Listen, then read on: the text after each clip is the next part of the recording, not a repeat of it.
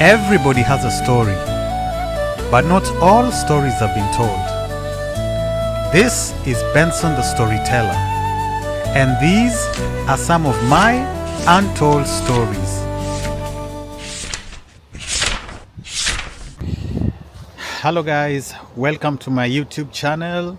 My name is Benson the Storyteller, and these are my untold stories. For those of you who've been watching me,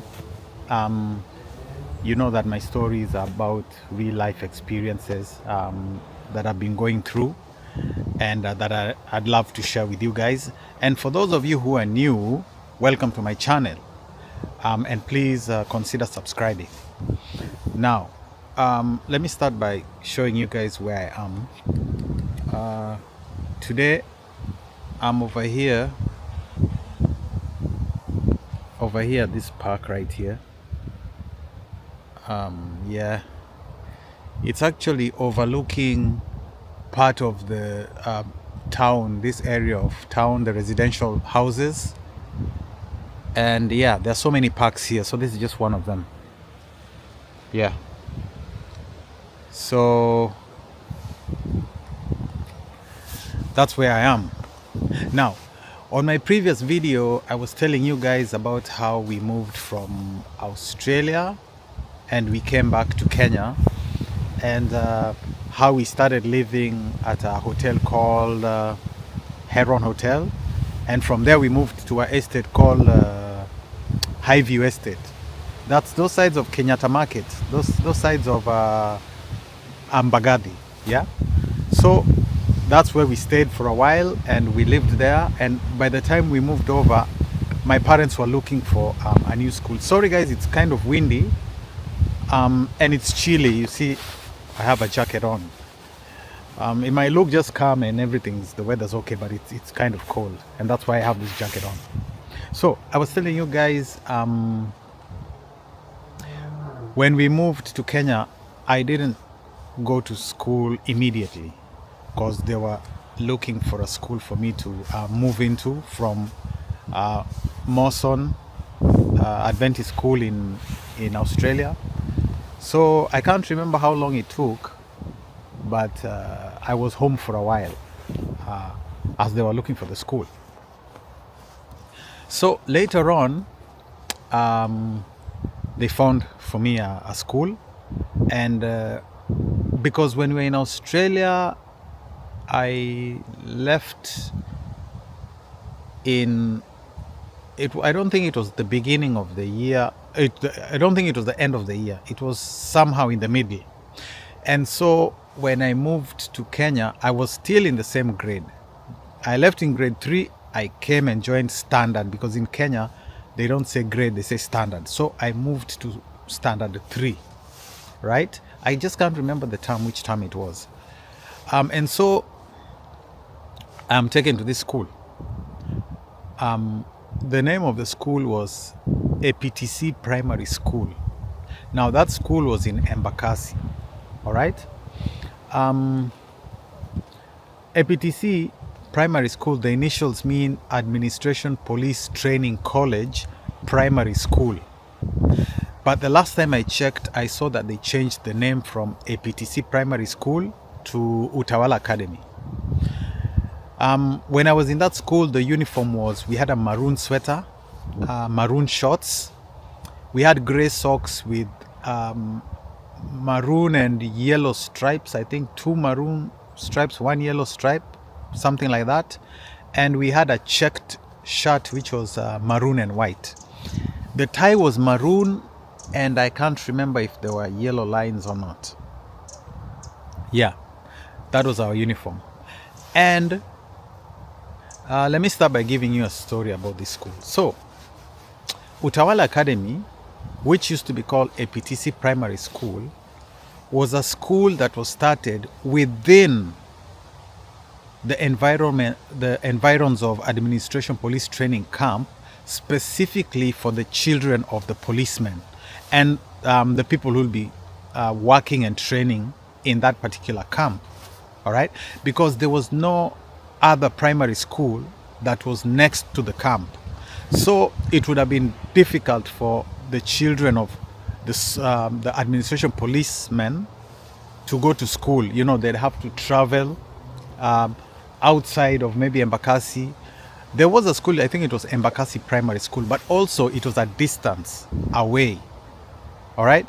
Remember, the administration, uh, the administration college was at the last. There was a fence. The school was the last structure, and then the national park started.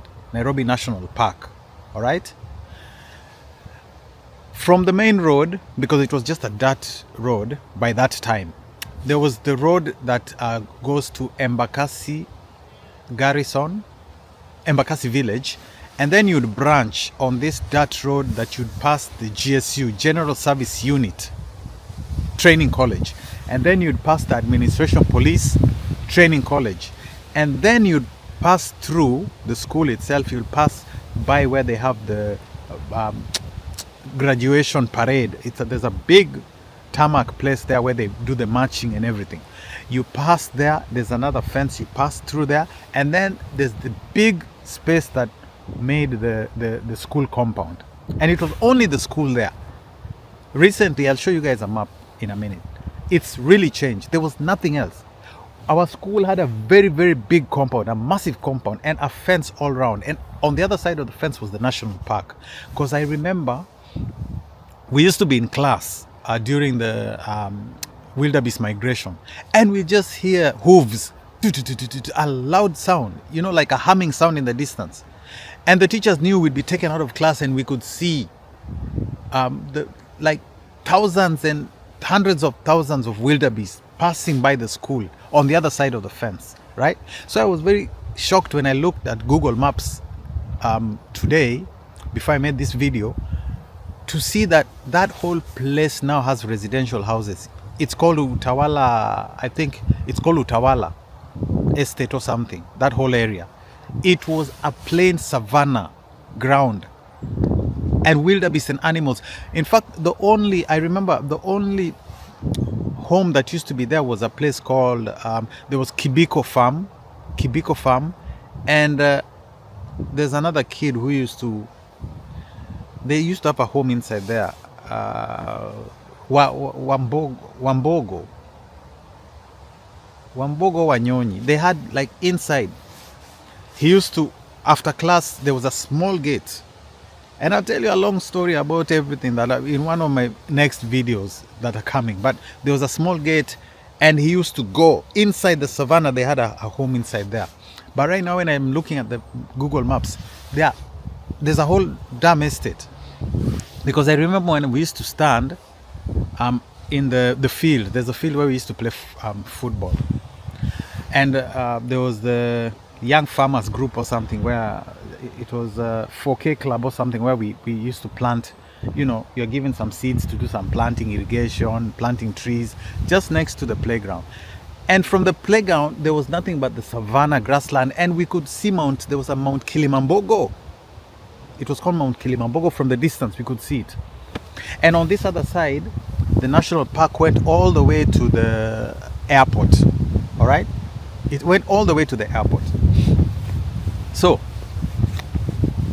let me tell you guys about the school. So, I'm uploading a picture there. So that's the picture of the school, right? We had the headmaster's office. It was up there. You can see it over there in red. And up there, the northern of that picture is where right now they've built an estate. Up there, there's the field. In fact, you see where I've written staff room and teachers' headquarters. Between there, moving upwards, that's where the field was. And if you go up, there's a fence. You just can't see it. There's a fence. And on the other side of the fence was the Nairobi National Park. All right? So this is where the staff room was. Our classrooms, as you can see, that long building was the classrooms. And on the opposite side, the other long building was also the classrooms. But if you see the third building over there, just below that arrow that I've said staff room, I think those are extensions actually. Yeah, the headmaster's office and the staff room are the same place. The place that I've written staff room and that other long hall, those are extensions. Then they were never there when I was in that school. Yeah, those are extensions. They were never there. No, they were never there. And then that's where the toilets were. And just next to the toilets, we had the rabbit houses. We had some rabbit houses there. And then in the picture, you can see the teachers' quarters, and the two girls. There were two dormitories. Remember, there were boarding school. It was a boarding school and a day school. All right. Some of the kids who used to come from the training camp just used to walk to school. They were allowed to be day scholars, but the rest of us were boarders. Now, there were two girls' dorms, you see, and the teachers' quarters were there. We had the headmaster's house. The headmaster by that time was called Mr. Serere, right? I was in the same class with his son called John Mugo. John Mugo was like the smartest guy I've ever known in my life. I'm telling you guys, that boy was mad. That boy was sharp, like no one's business. Anyone who went to that school. Yeah, so the two girls' dorm, headmaster's house. Then we had the dining hall. The dining hall, that school had two dining halls, all right? But only one was functional. I think they had a plan of one dining hall for the girls, one for the boys. But at that time, we only used one. We used the one on the upper side, all right, on the top. Then we had the two boys' dormitories, like the girls' dormitories. And the boys' dormitories, I remember one was called Kimathi and one was called Lenana. Yeah? One was called Kimathi and one was called Lenana. And I stayed in both. You know, I was kind of a naughty boy. I started in Lower Lenana, and then because of something that I'll tell you guys in one of my next videos, I was moved to Kimathi, Upper Kimathi, the very last cubicle. There are 3 cubicles in these dorms. There are 3, all right? And there are 2 floors, all right? So the teachers' quarters, by the time I left that school, you see these teachers' quarters, both the girls' teachers' quarters and the boys' teachers' quarters, they were not there. They hadn't been built when I was in that school. They had not yet been built. They were still being built, all right? Now, yeah, before I upload the second video, I just want to mention that initially, as I told you, this school was built for the kids of the administration policemen. But then with the time, somehow, you know, like usually it happens in Kenya, it ended up being a school for the elite, you know, for the kids of the rich. Because I remember we had ministers' kids, we had DOs, DCs, like politicians' kids, businessmen, their kids were there. You know, the commandant of the police commandant, at that time he was called Mbugwa, Mr. Mbugwa, somebody Mbugwa. And his son was in our school because our school had the largest scout patrol team. It was called Tiger Patrol. It was the largest in Kenya. And I think maybe that was because it was in a training camp. And our scout master was a policeman, administration policeman. I'm telling you guys, we knew how to march. Even right now, I still know how to march. You know, like saluting everything, you know. We learned that, and discipline. That school, the discipline in that school, my people, was crazy. You are not allowed to pocket. Putting your hands in the pocket. No, you are not allowed to pocket. When you meet a teacher, like the teacher's coming and you're going in the opposite direction, you have to stand like this, straight like a police officer. And you don't even look back at the teacher. You stand like this and they pass, and you make sure they pass, and that's when you relax and go. I'm telling you guys, that's cool. And I think that's why a lot of people wanted their kids to go to that school, because the type of discipline that was there, it was like military discipline. And you know, these days, like, okay, here, right now I'm in the UK. And okay, when you're in Rome, do what Romans do. I really don't blame them, because their system, maybe their kids, you just talk to their kids. You know, they talk to their kids, stop being naughty, and they listen. But in Africa, kids don't listen. Kids only listen when they see the whip, the cane, the stick. And I'm going above myself, but beyond myself. But anyway, I should be giving you guys systematically the stories. But then sometimes I just remember some stuff. In that school, we used to be beaten properly. I mean, we were always in a panicky mood, you know. You fail exams, there's that day, I'm telling you, anybody below 60. There's a time some crazy teacher, I'll tell you guys anyway later. This crazy teacher, he used to say 1 cane for every wrong, all right? And it's out of 100. Even if you get 60, that's 40 canes. 40 canes, imagine. And then we had this. He used to use this flexible water hose pipe, and it was green. We used to call it the green mamba. And then there was the black mamba. Black mamba now was the pipe that they use for electrical connections. Hey, you people, we used to be beaten. That's cool. If you want discipline, if you want your kid to be disciplined, right now I don't know how it is, but because the government changed the rules and everything, I think right now it's fine. But when I was in that school, we used to be beaten properly. We were disciplined. So many times we won awards. Utawala Academy won a lot of awards for the most disciplined school. Anytime we went for outings, and when we went for outings, we used to go with the administration police bus.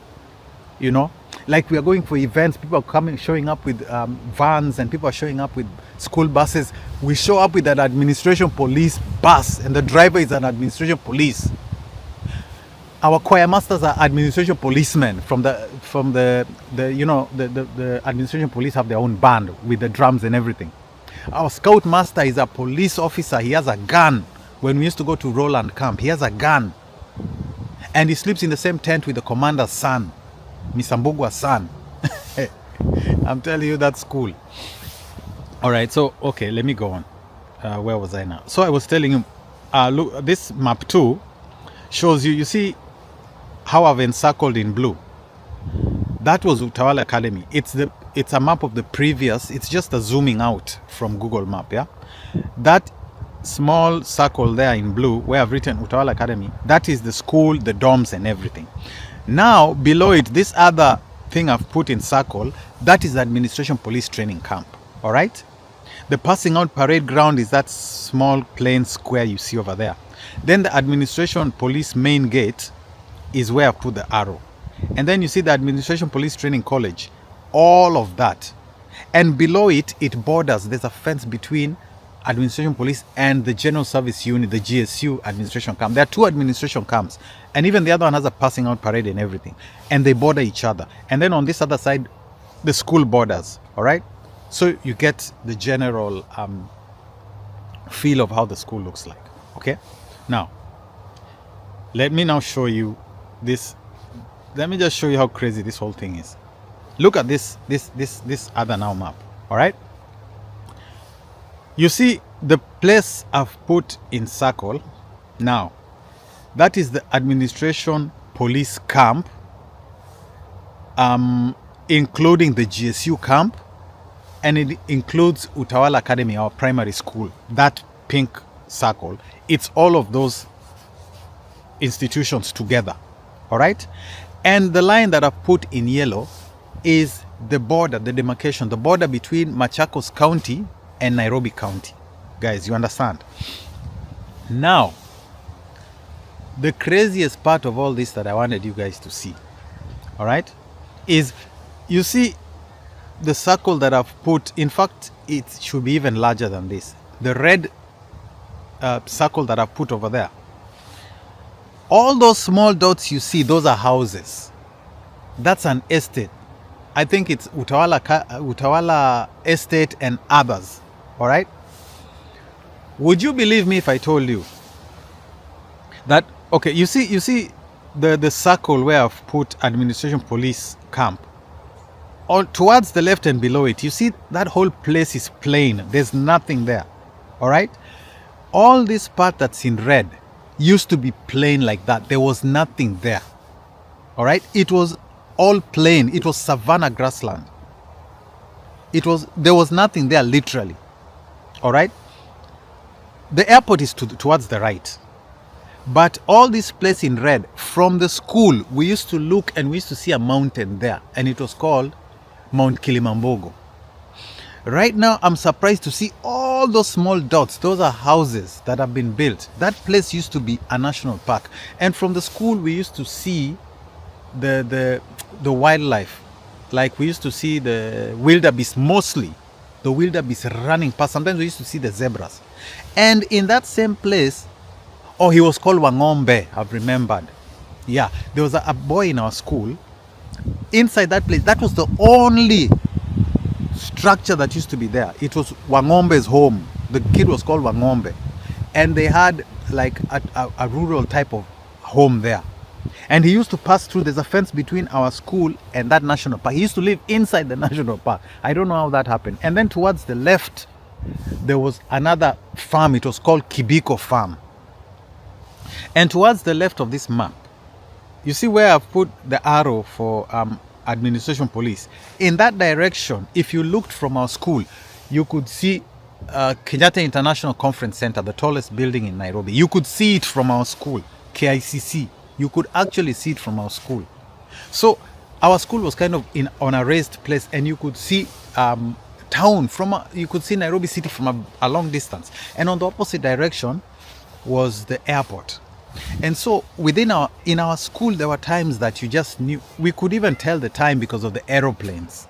All right, the aeroplanes that used to pass, you would know what time it is. You know, oh, it's approaching lunch, or oh, it's this time, because the time, you look at the time and look at the plane, and you'd know what time it is, because we had the KLM, we had the British Airways, and they all had the intervals.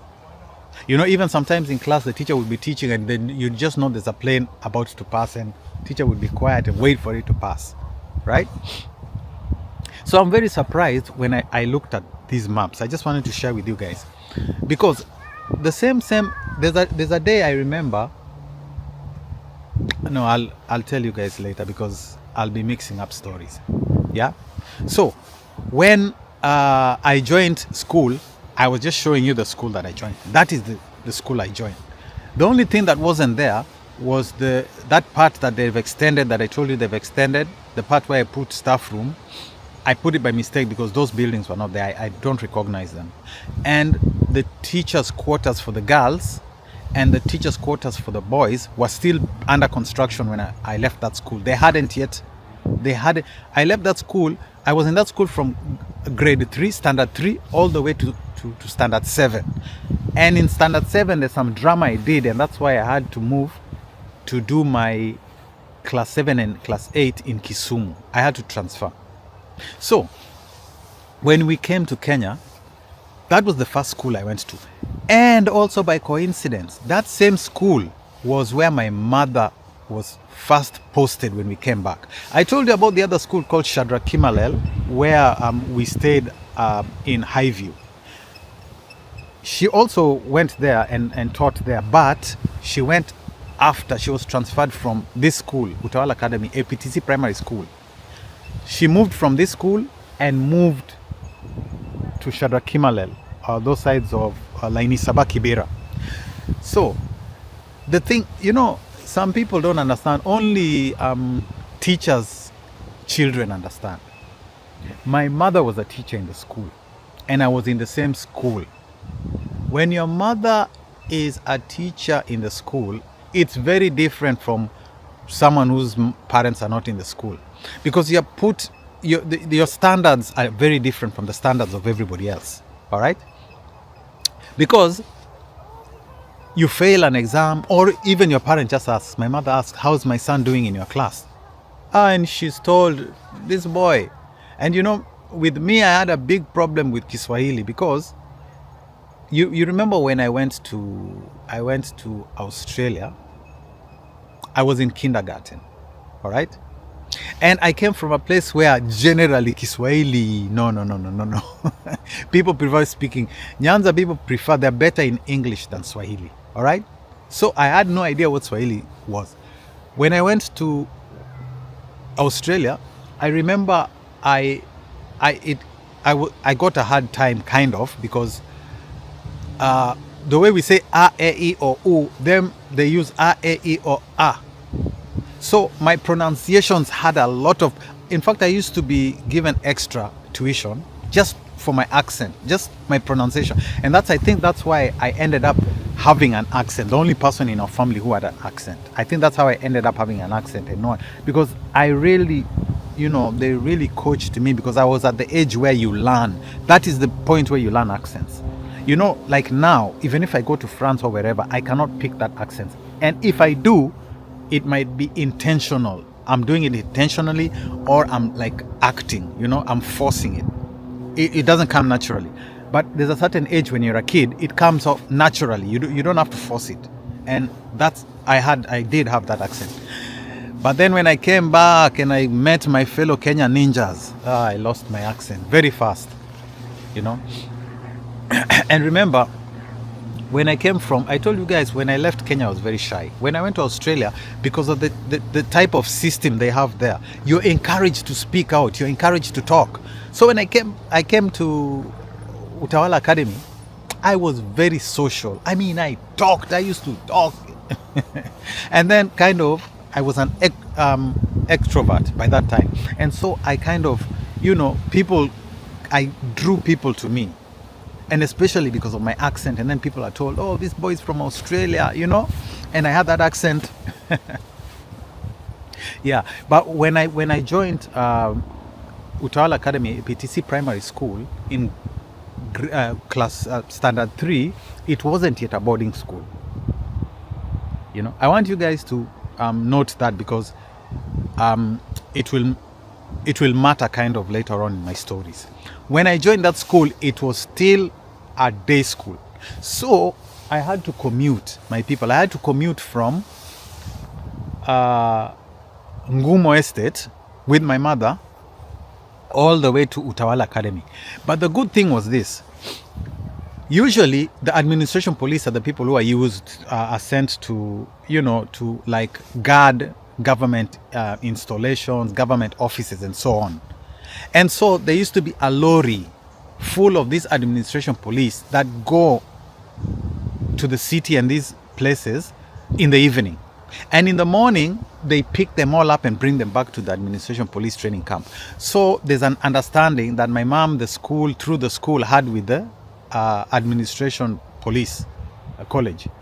So whenever they were picking up these watchmen, the police guards who were guarding the institutions at night and the government buildings, they'd pass through inside our estate. They'd literally enter Highview and go to our, then we'd hear the horn, the lorry horn, and we'd go out with my mom. I remember I used to be put in the middle of, I was young, I used to be in the middle of the policemen with their guns and everything. And actually at that point, everyone in our estate used to think that either my dad is in the military or my mom is in the military, because they used to just see the lorry, the green lorry, the army lorry. It was like the army lorry, but it was the administration police. It's green, that combat green. Every morning it's at our door. And we climb in, it takes us. But coming back sometime, because the time the police are coming and the time after school didn't line up. So we used to, there's another teacher who also had a car. Sometimes she'd give us a lift, or we'd just go to the administration police gate and we'd hitchhike, get a lift from, there are several, administration police vehicles that pass that road. So they drop us at the junction up there, because that junction going to Embakasi village, there was the bus number 33. Now this number 33, the funny thing, I came to this country and I saw some buses called Stagecoach. And the buses that used to be in Kenya were also called Stagecoach. So, now I kind of get where the name came from. They copied these guys. It used to be called Stagecoach. So Stagecoach we used to take the bus all the way from Embakasi. Yeah? There's a junction going to Embakasi village, and the one that goes, you pass GSU, you pass administration police, then you get to our school, Utawala Academy. So we used to stop the bus there. And I remember it used to be 3 shillings. Only 3 shillings from Embakasi to Ngumo. One bus, it passes through town, you don't alight. And if you're to come, sometimes my mom was late, lady still, I don't know, doing what, and the lorry On several occasions, the Lord is already there. She'd say, you just go. Tell them to leave, I'll follow. So when she comes, she takes number 33, just outside Shadrach Kimalel, Laini Sabah there, and it drops you at that junction I'm telling you guys about. And from there are many vehicles going to the GSU and going to the administration police. So you just hitchhike, and it drops you at the gate of the school. Yeah, so that's the school that I went to, and it was a very, I'm telling you, because in that I got to meet so very nice, wonderful people. Some of them I'm still in contact with. There's actually a group, a school group. If you guys are watching, if there are any stories that are forgotten that you guys might remind me, because I'm going to try in these next videos to give out as many stories about that school. Some of them I won't mention your names and won't mention, because some people might not be comfortable with these stories, but I'm going to try to give you guys the story. There's a lot of stories that happen in that school. Mark you, I'm still a day scholar at this time. Yeah, so I just wanted you guys to introduce you guys to the school that I went to. All right, now in the subsequent videos I'm going to give you some insights about the school and stuff that were happening in that school, and you'll find kind of entertaining. So thank you guys for watching today's video. It was about how the school that I joined after leaving Australia and coming to Kenya, which is A.P.T.C Primary School, Administration Police Training College, which now, if you Google, it's called Utawala Academy. It's in Embakasi. All right. So that's the school that I came to when I came back to Kenya. And in my next video, I'm going to start telling you now the intrigues and the stories of what went on in that school when I moved in. All right. So thank you guys for watching.